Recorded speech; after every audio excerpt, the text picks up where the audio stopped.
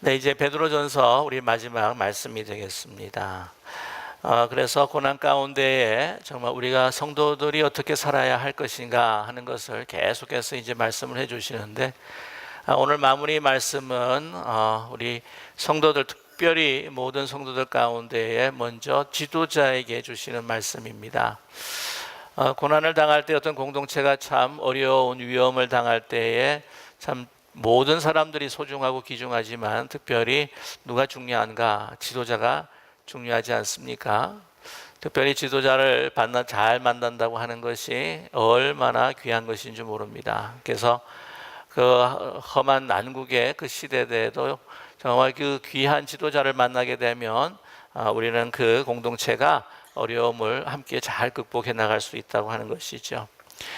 그래서 이 리더십이라고 하는 것이 우리 교회 공동체 안에서도 참으로 고난을 이기는 데 있어서 중요한 역할을 감당하고 있다, 담당해야 한다라고 우리에게 말씀해 주고 있습니다. 그러나 이 세상의 어떤 그 리더십, 그리고 또 이 교회 안에의 그 리더십에 있어서 사실은 차이가 있다고 하는 것이죠. 그러나 나중에 결국에 보게 되면은 예수 그리스도께서 우리에게 보여주신 그 귀한 그 인도하심과 또 리더십이 또한 이 세상에 적용됐을 때에 또 엄청난 그 리더의 파워를 나타낼 수 있다라고 하는 것도 우리는 깨닫게 됩니다. 그래서 세상의 리더십도 예수님의 리더십, 결론적으로 말씀을 드리면 희생하고 섬기는 그러한 리더십이 얼마나 중요한 리더십인가 하는 것도 그들이 세상 사람들에게 전하고 있다고 하는 것이죠. 오늘 특별히 그 리더들 가운데에 장로들에게 권하고 있습니다. 그 공동체 또 이 서신을 받고 읽고 또 주의 말씀으로 받는 모든 그 교회들에게 있어서 가장 중요한 높은 리더십이다라고 한다면 바로 장로들이라고 이야기할 수 있을 것입니다. 이 장로들이라고 한다면은 지금 장로 제도의 어떤 직분과는 조금 다른 많은 면이 있습니다. 뭐 요즘 장로 교회나 또 교회에서 또 장로님을 선출하는 데 있어서 제비를 뽑는 건 아니고 저희가 이제 선출을 하고 투표하고 그러지 않습니까? 그러나 그 당시에 그 장로의 그 직분이라고 하는 것은 좀 달랐다라고 하는 것을 알 수가 있습니다. 이 장로의 그 직분이라고 하는 것은 바로 유대 공동체뿐만 아니라 근대 고대 사회의 한 그 부락이나 또 가정 또 여러 마을을 형성하고 있는 공동체에서 우리가 공통되게 볼 수 있는 그런 리더십이었죠. 그러니까 장로다 그러면은 사실은 그 영어로 이제 그 엘더라고 이야기를 하는데 나이가 사실은 많은 사람들이었습니다. 아시겠지만은 그 고대 사회 가운데 보게 되면은 지금과 달라서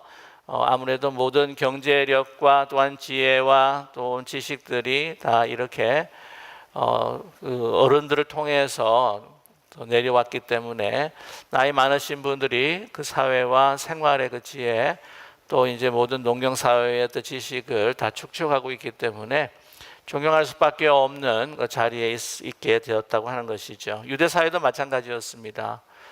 신앙적인 것도요, 아무래도 나이가 드신 분들 가운데서 지혜로우신 분들이 또 장로로서 그 불학과 또 그 공회당과 또 읍을 또 다스리고 또 돌보았다고 하는 것이죠.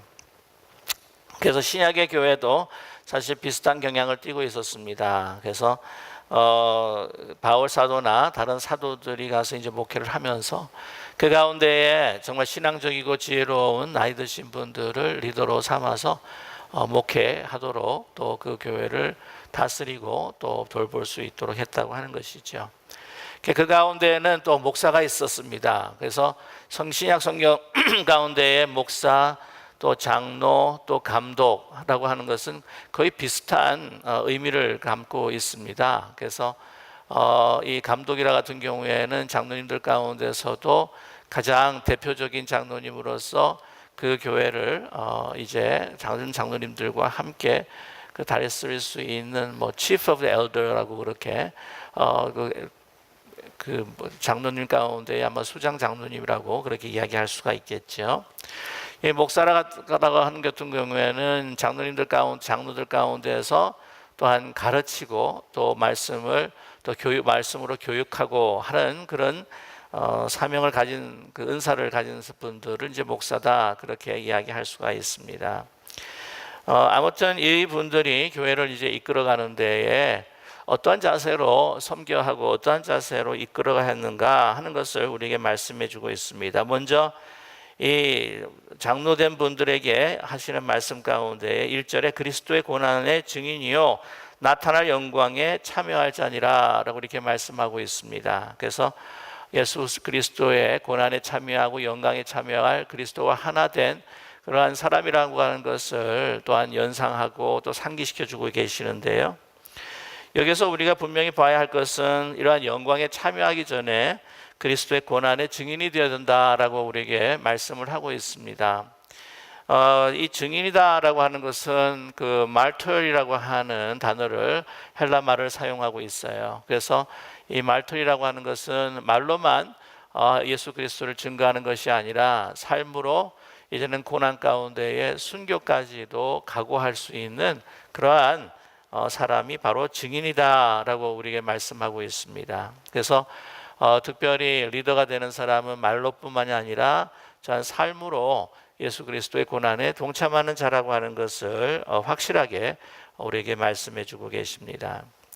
그래서 어떤 모습과 또한 자세로 또한 그 교회를 이끌어가고 돌보아야 할 것인가. 이전에 말씀 보면 너희 중에 있는 하나님의 양무리를 치되라고 이렇게 이야기했는데요. 우스갯소리지만은 양무리를 친다고 했을 때에 말 안 들으면 때려도 된다라고 생각하시는 분도 가끔 그런 엉막히는 이야기를 하시는 분들이 가끔 있다고 해요. 이게 치대라고 했을 때에 세 번역을 보게 되면 먹이대라고 이렇게 말할 수 번역을 하고 있습니다. 여러분 기억하십니까? 예수님께서 디베랴 바닷가에 나타나셔서 이 제자들을 아침 조반을 먹이시고 베드로를 만나서 다시 그 제자도를 회복하고 계셨습니다. 그래서 내 양을 치라, 내가 나를 사랑하느냐라고 했을 때 예수님께서 그 반응에 대해서 내 양을 치라, 내 양을 먹이라, 내 양을 치라라고 이렇게 말씀하지 않으셨습니까? 내 양을 치라고 하는 것은 돌보라고 하는 말씀이죠. 그래서 이 특별히 제일 이 돌보는 부분에 있어서 이 먹여야 된다는 것입니다. 실제적으로 배고픈 자를 이제 먹여야 하는 것도 있지만은 그러나 말씀으로 그들을 양육하고 먹여야 한다고 하는 것이죠. 그래서 이 돌보는 것입니다. 이 돌보고 그들을 또한 섬기는 가운데에 어떻게 하라고요? 억지로 하지 말고 내가 이것이 의무고 책임이기 때문에 어쩔 수 없이 해야 한다라고 하는 그런 억지로 하지 말라고 우리에게 말씀을 하고 있습니다. 전체적으로 말씀을 좀 나누고 난 다음에 좀 상세하게 이야기를 하면 좋겠네요. 하나님의 뜻을 따라 대신에 어떻게 해요? 자원한다는 거죠. 내가 willingly, 내가 하고 싶어서, 내가 원해서. 그래서 더러운 이득을 위하여 하지 말고 기꺼이 하며 다른 나 자신의 이익을 위해서 하는 것이 아니라 자원하는 것이 아니라 하나님의 뜻에 따라서 하나님께 나에게 주신 그 은혜에 감사하고 또한 하나님의 뜻이 이루어질 수 있도록 내가 아니라 정말 나는 나타나지 아니하고 하나님의 영광이 나타나는 나의 더러운 이득이 아니라 하나님의 기쁨이 되도록 우리가 봉사할 때에 그것을 어떻게 해요? 기꺼이 하며. 이거를 이 세 번역에서 번역을 하거나 다른 우리 영어 성경에서 그 원문과 조금 더 정확하게 번역을 한다면 기쁜 마음으로 하라는 것입니다. 그래서 억지로 그냥 내가 어쩔 수 없어서 내가 누가 시켜서 이거 하지 않으면 안 되니까 그것이 아니라 정말 자원하는 마음으로 하나님 앞에 감사하고 기쁜 마음으로 섬기는 마음으로. 그런데요, 나의 이득이라고 하는 것이 그 당시에 물질적인 이득도 될 수 있겠지만 정신적인 이득도 될 수가 있습니다. 이것을 직분으로 인해서 내게 존경을 주고 나를 가치 있게 사람들이 봐줄 것이다 라고 하는 그러한 마음으로 우리가 이러한 지도자의 직분들을 감당하게 된다고 한다면 결코 하나님의 뜻에 따른 것이 아니고요. 결국에는 자기도 많이 실망하고 자기도 많이 힘들어지고 남도 힘든 것이 아니라 남에게 더 짐이 되고 나 자신도 힘들어지는 것이 바로 더러운 이득을 위하여 억지로 하는 마음이라고 하는 것이죠. 자기의 이득을 위해 자기가 뭔가를 바라고 그래도 막 자원해서 한다고 할지라도 나의 욕구와 내가 원하는 것이 채워지지 않으면 항상 늘 원망하게 되고 섭섭하게 되고, 내가 이만큼 했는데 왜 나를 알아주지를 않지? 내가 이 정도로 열심히 했는데 다른 사람들이 왜 인정해 주지를 않지? 와가지고는 그냥 집사님, 장로님이 최고입니다라고 왜 이야기하지 않지? 라고 하는 섭섭한 마음이 생길 수밖에 없다고 하는 것이죠. 나 중심에 대한 이익이 아닙니다. 정말 내가 어찌할 수 없는 감격과 기쁨으로 정말 이것을 주님 앞에 드릴 때에 얼마나 하나님 기뻐하실까라고 하는 마음으로 내가 기뻐하고, 다른 사람들이 나로 인하여서 잘 되는 모습을 보면서 내가 좀 힘들더라도 다른 분들이 그것으로 인해서 많은 열매들을 먹게 되는 모습을 보면서 정말 그리스도의 마음을 가지고 기뻐하는 자세가 바로 오늘 지도자의 모습이다라고 하는 것을 우리에게 말씀하고 있습니다. 3절 보게 되면은요, 맡은 자들입니다. 나에게 주어진 이 목양에 있어서 그 목원들뿐만이 아니라 이 성도들을 어떻게 하라고요? 주장하는 자세로 하지 말고 양무리의 본이 되라라고 이렇게 말씀합니다. 주장한다는 것은 무엇입니까? 내 의견을 계속해서 다른 사람들에게 강요를 하고 또한 그들을 지배하고 내 영향권에 있게 하게 하는 것이 바로 주장하는 자세라고 하는 것이죠. 보통 이 세상의 리더십을 보게 되면은 이런 주장하는 자세가 많습니다. 그러면서 우리는 간혹 또한 리더라고 하는 사람들은 권위가 있어야 된다라고 하는 강박관념들도 참 많은 것 같아요. 내가 뭐를 말했을 때 일사분란하게 척척척척척 움직여야지 내가 좋은 리더라고 자신이 생각할 때가 있다고 하는 것입니다. 그러나 교회는 그렇지 않다고 하는 것이죠. 사랑의 공동체입니다. 겸손한 마음으로 주장하는 자세가 아닙니다. 근데 우리 한국 분들 가운데에서도 그렇고 우리 교회도 그렇고 우리 사회도 그렇고 보게 되면은 이렇게 막 주장하고 막 파쇼적으로 밀고 나가고 막 소위 세상이 이야기하는 카리스마라고 이야기하지 않습니까? 여러분, 카리스마라고 하는 것은 그 헬라 원문에 보게 되면은요, 늘 말씀을 드리지만 은혜입니다. 은혜와 사랑으로 그 사람들이 자기 스스로 마음을 드리고 또한 고개를 숙일 수밖에 없는 예수 그리스도께서 우리에게 보여주신 그 십자가의 아름다운 리더십, 그것이 바로 카리스마인 거예요. 그런데 그렇지 않고 뭔가 권위가 있어야 될 것 같고 모든 것이 일사불란하게 일어나야 될 것 같고 그 다음에 따르는 사람들에게 막 영향력을 줘야 되고 막 이러한 어떤 그 diversity in unity, 다양성 속에 일치를 이루는 그 아름다운 유기적인 모습이 아니라 획일성을 가지고 뭔가를 한 가지 통일성, 획일성을 가지고 나아가야 하는 것이 중요하다고 생각하는 그런 리더의 강박증이 있다고 하는 것이죠. 절대 그렇지 않다고 우리에게 말씀을 하고 있습니다. 대신에 어떻게 하라고요? 양무리의 본이 되라라고 이렇게 말씀을 하고 있습니다. 우리에게 어떤 파워나 어떤 직분이 이게 주어지게 되면은, 또한 그런 권한이 주어지게 되면은 이것에 대해서 우리가 막 행사하고 남용할 때가 참 많아요. 그러니까 이걸 소위 한국에서 이야기할 때 아시죠? 완장의식이라고 하는 거. 완장만 딱 끼워주면 사람이 달라집니다. 막 고개가 막 뻣뻣해지고 시작하고 막. 그래서 우리 학생 시절도 기억하면 그래요.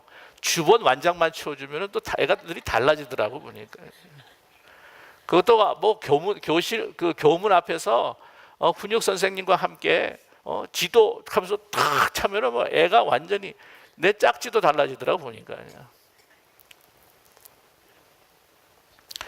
여러분, 이런 완장 의식을 버리고 남에게 의해서 지배하거나 군림하려고 하는, 또한 그 직분과 또 권한을 가지고 또 자기의 가치 상승을 누리고자 한다고 하는 것은 참 유치한 일이죠.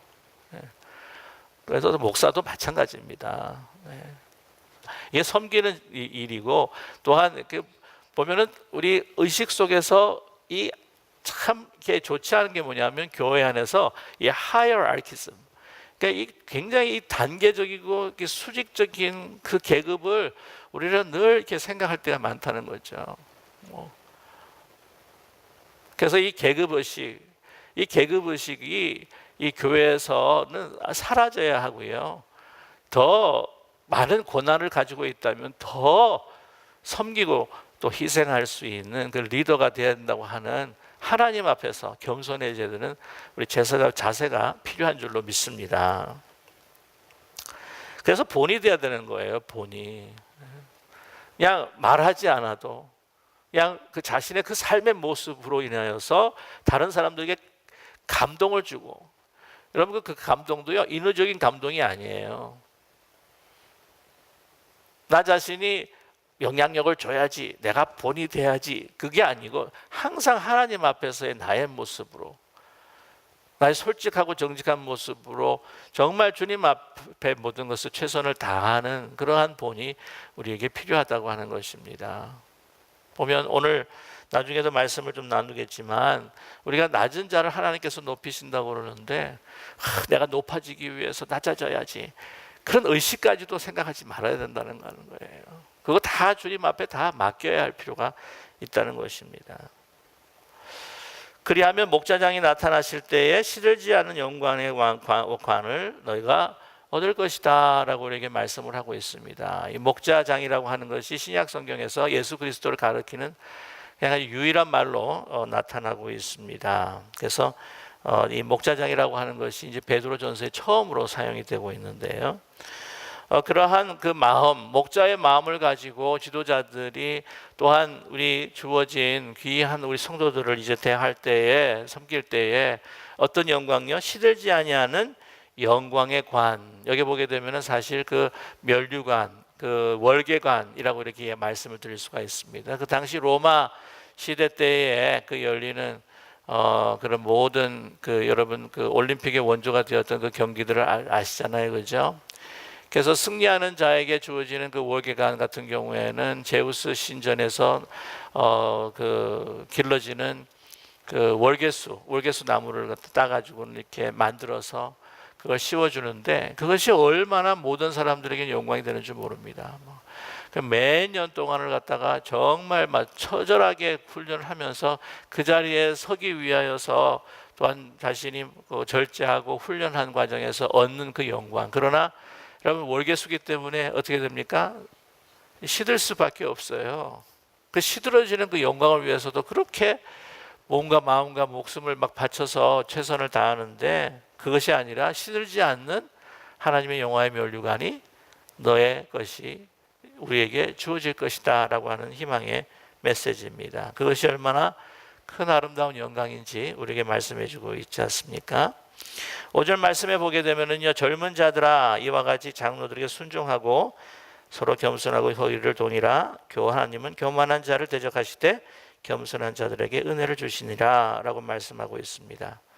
여기 잠시 보게 되면은요, 1절에서부터 4절까지 이렇게 말씀을 보게 되면 지도자들에게는요, 특별히 그 장로님들에게는 몇 구절을 할애해 가지고는 말씀을 지금 전하고 있습니까? 4구절을 말씀을 전하고 있어요. 그러나 그를 따르는 그 사람들, 젊은 자들이죠. 이 젊은 자라고 하는 것은 꼭 나이로만 젊은 자가 아니고요, 영적으로 젊고 새롭게 믿은 자들도 젊은 자라고 이야기할 수가 있을 것입니다. 그래서 이 따르는 그리고 양무리들에 대해서는 우리 4절, 5절에 이 말씀을 하고 계시지 않습니까? 젊은 자 이와 같이 장로들에게 순종하라라고 이렇게 말씀을 하고 있습니다. 그래서 그 순종의 그 마음은 어디에 있느냐? 바로 겸손에 있다라고 하는 것이죠. 보면은 뭐 그때 당시에는 그래도 이 나이가 많이 드시고 또한 여러 가지 경험이 있으시면은 그때 사회의 어떤 그 성격에 따라서 젊은 사람들보다는 훨씬 더 지혜롭고 또 배울 것이 많았겠죠. 지금 현대 시제를 보게 되면은 우리 젊은 사람들이 우리 기성세대를 보았을 때에 사실은 뭐 여러 면에서 테크놀로지컬한 이 기술 과학 사회에 있어서, 이 후기 현대 사회에 있어서 정보 능력이라든지 모든 이 해결 능력이라든지 우리가 많이 떨어질 거예요, 우리 기성세대들이요. 그러나 그것으로 인하여서 내가 그 사람보다 더 낫다라고 생각하는 것이 아니라 그래도 신앙생활을 하시고 또한 하나님 앞에 헌신했던 그 귀한 모습들을 생각하면서 내가 하나님 앞에 내가 잘난 사람이 아니라 순종하고 따라야 할 만한 그러한 따라야 하는 그런 사람이라고 하는 것을 인식하는 것입니다. 그래서 이제 순종한다고 하는 그런 의미가 있는 것이죠. 하나님 앞에 순종하는 것처럼.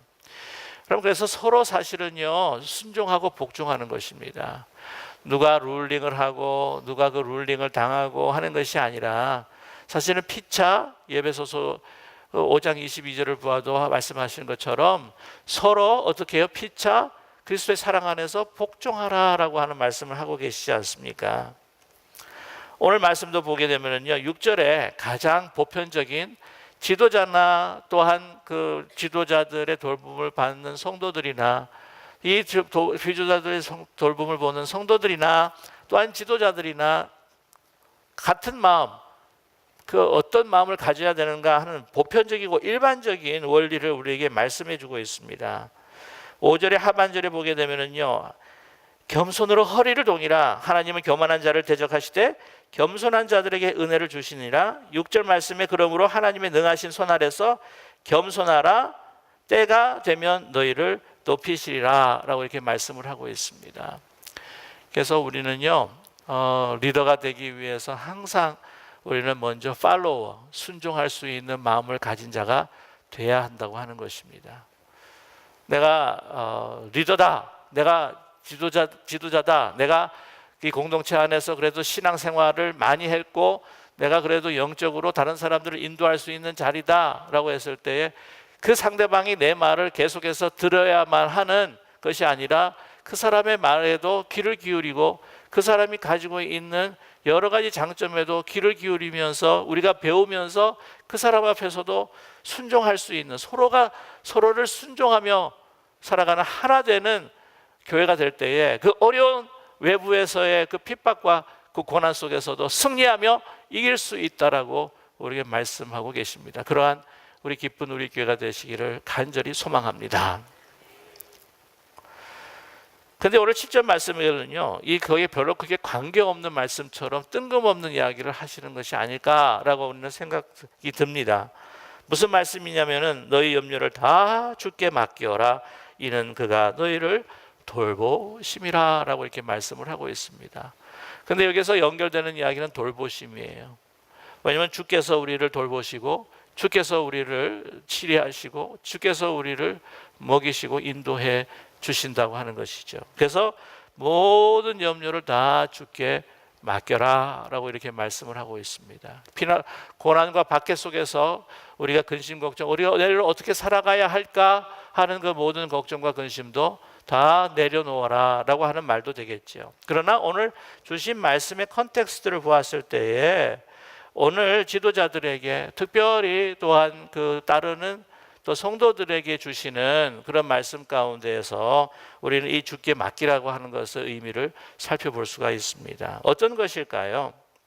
우리가 자원함으로 우리가 기쁜 마음으로 해 나갔을 때에 내가 다른 사람들은 알았는데 나 혼자 해가지고는 내가 손해보는 것은 아닐까라고 하는 그 혹시 마음이 생긴다고 할지라도 그 모든 걱정과 염려를 어떻게 해요?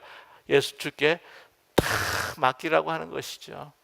우리를 돌보시는 주님께서 너의 길을 인도하시고 네가 그렇게 기쁜 마음으로 주의 뜻을 따라 자원할 때에 하나님께서 많은 풍성한 열매를 맺어주실 것이다 라고 하는 말씀이 되지 않겠습니까?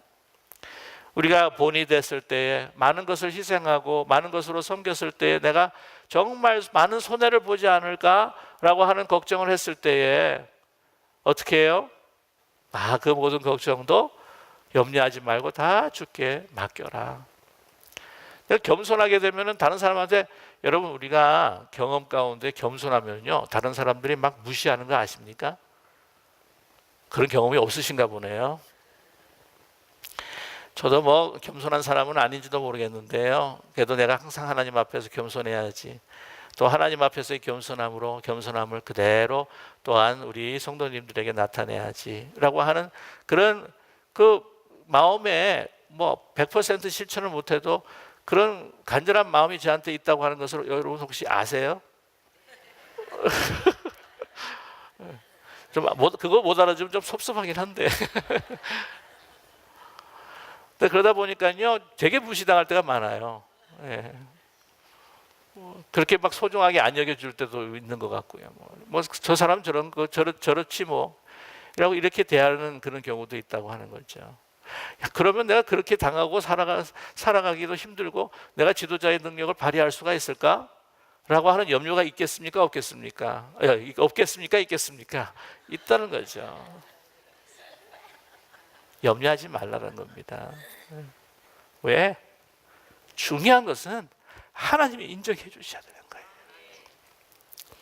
하나님이 인정해 주시고 하나님이 알아주시는 그걸로 끝이에요. 그 모습이 다른 사람이 아니라 그것을 여러분 이 겸손함을 다른 사람에게 보이려고 한다고 한다면요, 그거는 굉장히 인위적인 겸손이 될 수밖에 없어요.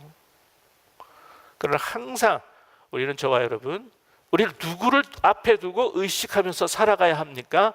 하나님을 의식하고 살아가야 합니다.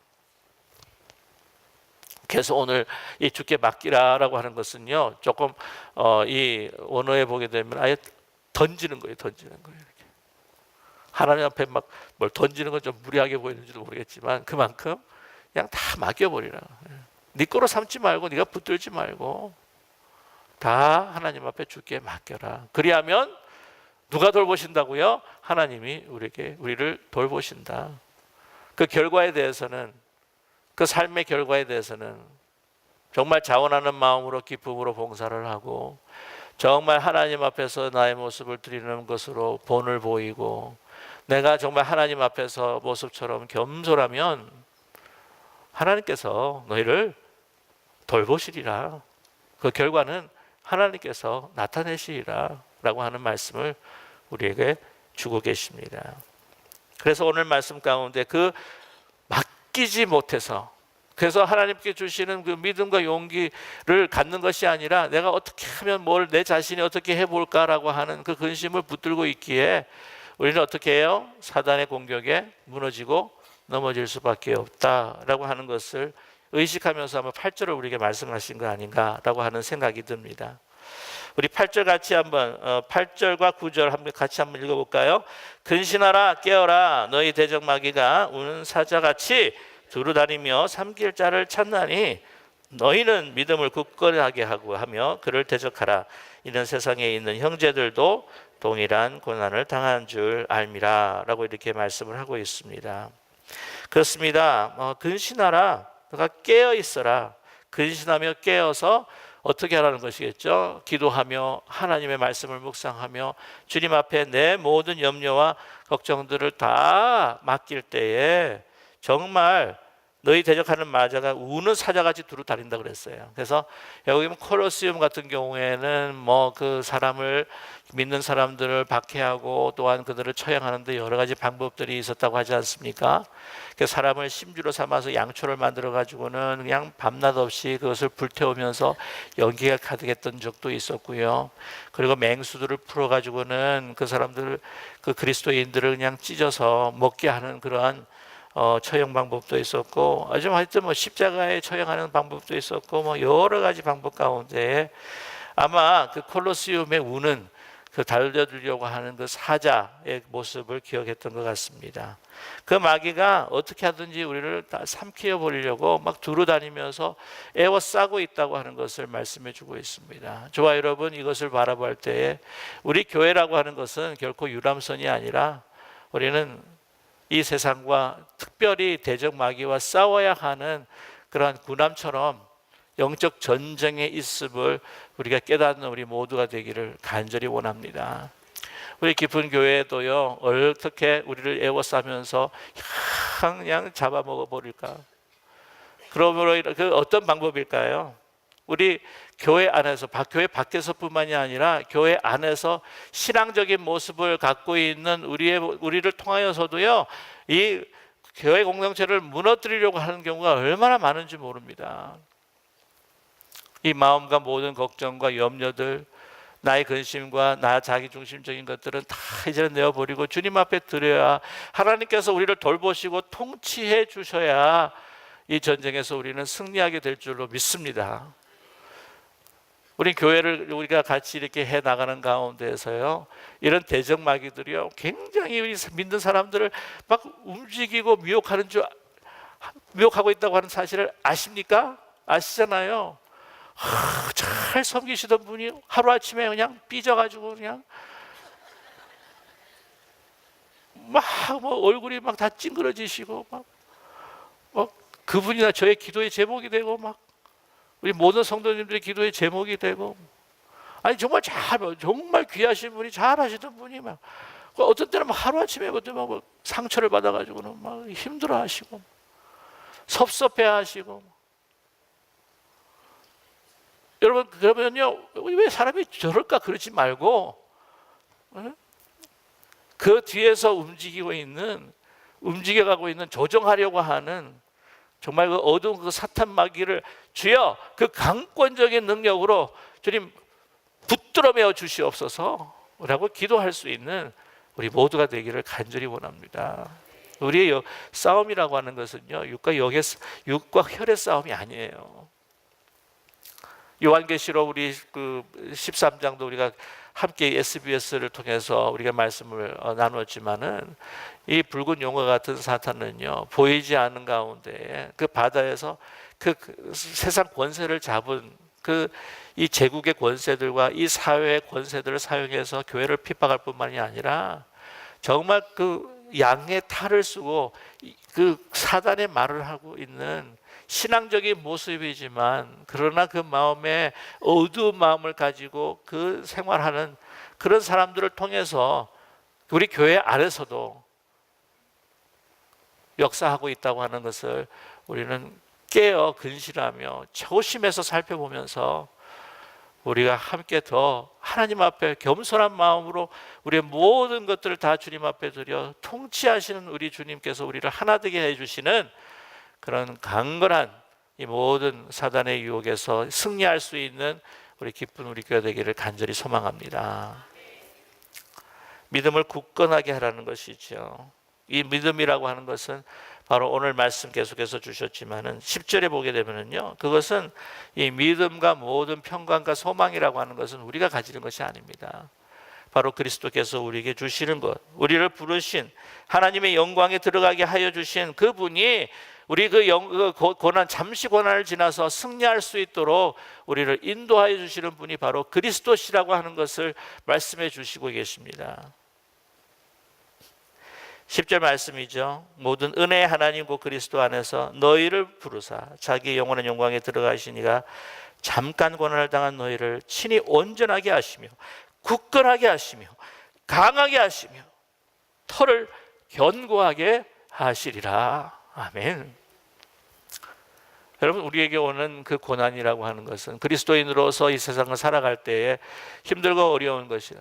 또한 우리가 정말 섬기는, 우리가 지도자였든지 아니면 그 돌보고 받는 성도이든지 상관없이 우리가 겸손히 그 말씀을 따라서 정말 섬기며 순종하는 가운데에서 우리가 겪게 되는 여러 가지 힘들고 어려운 이 모든 일들은 잠시, 그것을 통하여서 우리를 어떻게 해요? 더 믿음 주시고 더 주님을 바라보게 하시고, 그래서 우리는 더 강건케 하여 주시고 더 주님만을 더 바라보면서 우리를 더 견고케 하시는 하나님의 그 분명한 뜻이, 예수 그리스도 안에 있는 하나님의 분명한 뜻이 고난 속에 있다고 하는 것을 우리에게 말씀해 주고 있지 않으십니까? 여러분, 그리스도인으로서 당는 고난이라고 하는 것은 그건 당연한 것이라고 말씀을 드렸어요. 왜냐하면 그리스도께서 가신 그 길이기 때문입니다. 그러나 그 고난은 잠시, 그 열려지는 그 영광의 풍성한 열매라고 하는 것은 하나님이 기뻐하시고 다른 사람들이 그것을 먹고 살아나고 우리도 함께 그 영광 속에 들어가는 그런 귀한 길이라고 하는 것을 여러분 잊지 않고 살아가는 저희 모두가 되기를 간절히 소망합니다. 그래서 모든 것에 있어서 주장하지 말고 자원하는 마음으로 하나님의 뜻 가운데서 기쁨으로 섬기고 순종하고 서로를 향해 우리의 마음을 열어 서로 듣고 나의 근심 모든 염려 다 다 주님 앞에 맡기면서 내가 이 길을, 그리스도의 길을 따라가면 하나님께서 나에게 말할 수 없는 큰 영광을 주실 것이다. 주님 바라보며 하나 되는 우리 모두가 되기를 간절히 원합니다. 마지막으로 오늘 12절과 14절에 안부를 전하고 있습니다. 내가 신실한 형제로 아는 실와노로 말미암아 너희에게 간단히 써서 권하고 이것이 하나님의 참된 은혜임을 증언하노니 너희는 이 은혜에 굳게 서라라고 말씀하고 계십니다. 이것을 베드로 전서를 쓴 사람이, 대필한 사람이 누구인가 하는 것을 우리에게 말씀해 주고 있죠. 실루아노입니다. 네, 이 본래 누구예요? 신라입니다. 실루아노는 신라의 로마식 표기입니다. 그래서 여러 학자들이 이제 뭐 베드로가 쓴 것이 아니라 실루아노가 베드로를 생각하고 썼을 것이다, 뭐 그렇게까지 이야기하는 사람들인데 전혀 그렇지가 않습니다. 분명히 그 당시에도 대필하는 사람이 있었죠. 요한계시록도 브루기노를 통해서 대필을 했었고, 바울도 직접 쓰지 않고 다른 사람을 대필을 했던 것을 우리는 기억하게 됩니다. 그러면서 이것이 내가 너에게 참된 은혜로 증언하는 것이니 이 말씀을 듣고 굳게 은혜에 서라라고 말씀하고 있습니다. 13절에 보게 되면은 이 마가와 베드로의 관계도 우리가 알 수가 있는데요. 내 아들 마가입니다. 여러분, 바울의 믿음의 아들이라면 누구죠? 디모데입니다. 예, 너무 잘 아시네요. 네, 베드로에게는 누가 아들입니까? 네, 마가입니다. 그래서 마가가 베드로와 함께 만나면서 그 모든 이야기들 전해 듣고 무슨 복음을 만들었죠? 마가복음을 만들었습니다. 마가복음은요, 마태보다 누가보다도 더 먼저 쓰여진 복음서로 알려져 있습니다. 그래서 이 바벨론에 있는 교회예요. 그 당시에 로마를 바벨론으로 이야기했습니다. 요한계시록에 보게 되면은요, 그 당시에 그 바벨론은 무너진다라고 보게 되면은 그 15장 말씀에, 요한계시록 15장 말씀에 나와 있는데, 그 바벨론이 이제 무너진다고 하는 것은 로마가 이제 무너진다고 하는 이야기인데요. 이 로마의 박해 가운데 있는 이 교회가 나와 함께 너희 모든 잃는 성도들에게 문안한다라고 이렇게 말씀하고 계십니다. 자, 14절 말씀 보게 되면은요, 인사와 같은 것인데요, 오늘 이것은 얼마나 깊은 의미가 있는지 모릅니다. 우리 같이 한번 읽을까요? 14절 너희는 사랑의 입맞춤으로 서로 문안하라. 그리스도 안에 있는 너희 모두에게 평강이 있을지어다 라고 이렇게 말씀하고 있습니다. 그 당시에는 남자도 여자도 어떻게 해요? 그 문화가 이 인사, 아주 가까운 사람하고 인사할 때 어떻게 해요? 입맞춤을 합니다. 그죠? 네. 우리 한국 교회에서는 이러면 안 되겠죠? 네. 서양 문화를 보게 되면은 가까운 사람들이 보면 남녀소 없이 입을 맞추지 않는데 이게 볼에다가 이게 맞춤을 하는 분들을 보게 됩니다. 자, 그런데 그러면서 문안하면서 너희 모든 이에게 평강이 있을지어다 라고 이렇게 말씀하고 있습니다. 이것은 뭐를 또한 기억하냐면, 여러분 초대교회에 평강 하나, 그리고 the sharing the peace of Christ라고 하는 그러한 그 예배의 순서가 있었습니다. 이 베드로 전서를 이제 이 편지로 가져가서 이제 그 성도들에게 읽을 것입니다. 언제 있었을까요? 예배 가운데 읽었을 것입니다. 예배 가운데 읽으면서 이 베드로 사도는요, 뭘 생각하고 있냐면은 그 예배 가운데에 the sharing of peace of Christ, 예수 그리스도의 평강을 나누는 장면들을 기억합니다. 여러분, 극심한 고난과 박해 속에서 있었던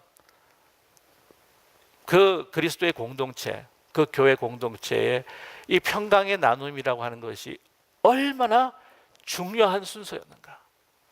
여러분, 우리 깊은 우리 교회도 이 순서를 가지고 있죠. 뭡니까? 이 바라보면서 평화 하나님의 평강이 당신의 삶에 넘쳐나기를 하자고 부르잖아요. 그죠? 이런 순서가 거기도 있었는데, 뭐 그때는 아마 서로를 붙들고 입맞춤을 했을 거예요. 끌어안고 서로에게 평강을 전했을 것입니다. 근데 우리 상황과 그때 상황은 정말 다른 상황이에요. 우리를 보게 되면 우리 교회는 이렇게 바라보시면은요, 누가 안 오셨는가 이렇게 보여요. 하도 이렇게 다 열려 있어가지고. 그러면 이제 평강하는데 이제 보이시는 분이 안 보이셔. 예? 그러면 보통 어떤 생각을 가끔 하냐면은 혹시 좀 어디 아프신가? 아니 날씨가 좋아서 자연신방 가셨나? 아 어디 그 딸네 집에 가셨나? 아드네 집에 가셨나? 뭐 이런 생각 하잖아요. 자, 그때 극심한 박해 가운데 함께 예배드리면서 평강을 나누려고 서로를 바라봤는데 항상 오시던 분이 안 오셔요. 어떻게 됐을까요? 무슨 생각을 할까요?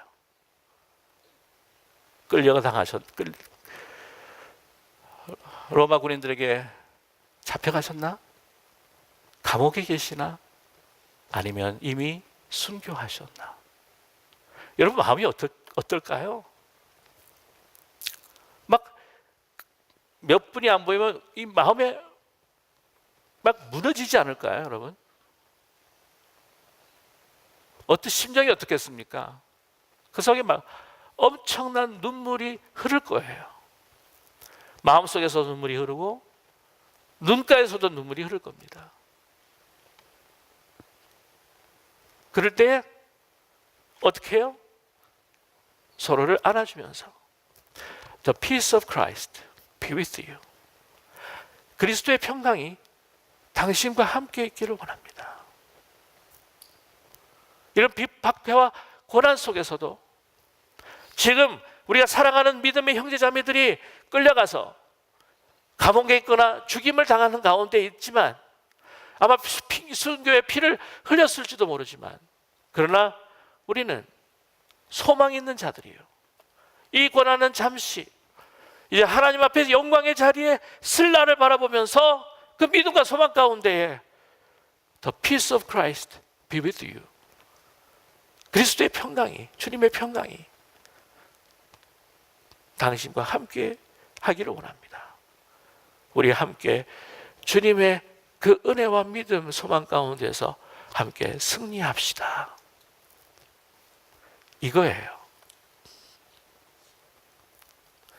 그래서 고난과 박해 속에 있었던 그 공동체에는 더 그리스도의 평강이, 그 믿음과 은혜가 더 강하게 역사하는 공동체였다고 하는 것을 여러분 우리가 다시 한번 상기할 수 있는 우리 모두가 되기를 간절히 원합니다. 좋아요, 여러분. 참 우리가 보게 되면은요, 신앙생활이 그때 당시보다 참 얼마나 편한지 모르는지 몰라요. 누가 뭐 찬송한다고 해서 박해를 합니까? 뭘 하겠습니까? 그러나 여러분 어쩌면 편안하기에 우리는 더 어둠의 영에 넘어질 수도 있다고 하는 사실을 기억하는 우리 모두가 되기를 간절히 원합니다. 분명한 것은 저와 여러분 나의 모든 것들을 다 내려놓고 모든 것을 주께 맡겨드리면서 우리의 기쁨과 또한 고난과 우리의 슬픔과 아픔 이 모든 것들을 우리가 주님 앞에서 받을 모든 영광 속에서 우리가 이것들을 우리가 하나님 앞에 감사하며 늘 서로를 섬기며 우리가 하나 되는 그런 기쁜 우리 교회가 되시기를 주님의 이름으로 간절히 축원합니다.